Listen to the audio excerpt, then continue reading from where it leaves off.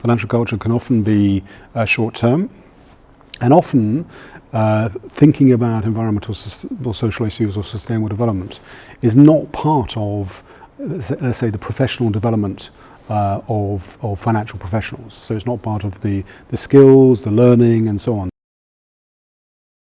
Very little financial regulation takes any account whatsoever of environmental or social issues. So in a sense, it's not directly standing in the way, but because people aren't required to take sustainable development factors into account, they don't do it. People are very driven either by what the market says or what the regulator says. There are other cases where people are saying that after the crisis, a number of the financial reforms did encourage people to have a more sort of short-term focus, and actually it would cost more for banks or insurance companies to hold long-term assets as part of their portfolio. So it would act as an implicit discouragement for that. So there are steps happening here in Europe to reform some of the solvency rules so that problem is addressed. But I think that's probably one area where we haven't quite yet married up the focus to encourage liquidity. So financial assets can be easily traded and sold in a crisis. That's sort of liquidity focus.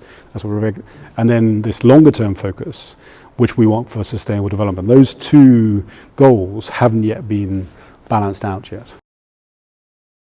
There are two sets of incentives. There are sort of fiscal incentives, which the government can provide, and they can also, I suppose, change some of the market incentives, so pollution is priced, and then there are market incentives themselves. And I think it's that area which probably hasn't been looked at as much. So in terms of the way in which pension funds provide incentives for fund managers who manage their money, how can those be linked to sustainable development performance? And as soon as they are linked, then the fund managers will start thinking about sustainable development options. You have Michel Sapin, the French finance minister, taking a very much a leadership role. It was he who asked the Financial Stability Board to consider climate change risk, which has now led to a new task force on climate disclosure. You have the UK, would be another example. Mark Carney, the governor of the Bank of England, I think again took leadership in terms of highlighting that climate change could be a strategic issue for the financial sector. You've got in California, Dave Jones, who's the Commissioner of Insurance, there again has taken leadership. The Governor of the Central Bank of Kenya is also very keen to make sure that the mobile banking that is really extended access to finance in Kenya, how that can be now also linked to green finance.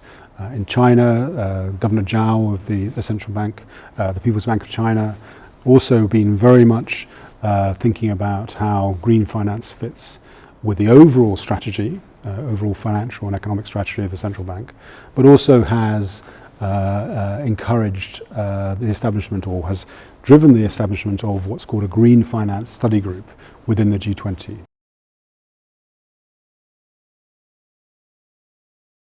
The number one area probably would be to really think at the country level about sort of roadmaps, what we're calling roadmaps, sort of green finance, sustainable finance roadmaps, about how countries are going to tap domestic public and private finance, but also international public finance to make their sustainable developments happen. So that's one thing. The other would be new requirements and new guidance from the regulators to ensure that long-term sustainable development factors are taken into account, which could include so-called stress tests to ensure that banks and investors, when they're making decisions, are properly taking these issues into account.